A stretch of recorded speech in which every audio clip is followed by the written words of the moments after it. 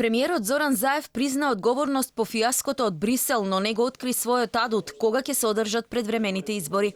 Оставка денеска не си поднесе, ќе чека терминот да го усогласиле утре со останатите политички чинители на лидерската средба кај претседателот Стево Пендаровски.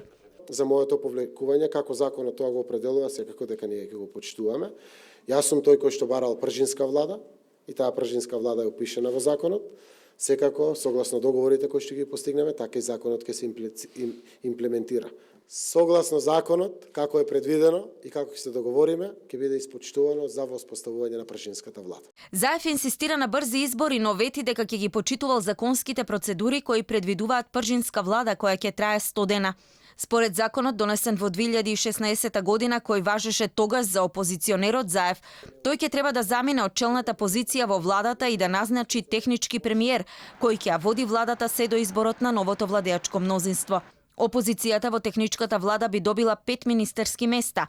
ВМРО ДПМН ќе има министер за внатрешни работи, труд и социјала, како и заменски министри за финансии, земјоделство и администрација. Владата, односно СДСМ ДУИ, во МВР и труд и социјала ќе имаат заменски министри, а ќе ги задржат министерските позиции во финансии, земјоделство и администрација. Министерот на ВМРО во Министерството за внатрешни работи ќе има право да направи најмногу 15 разрешувања или распоредување во полицијата, а ќе може да изврши хоризонтално распоредување базирано на просокот направен последните 2 години. Одлуките во овие министерства ќе се врзани на власта и опозицијата.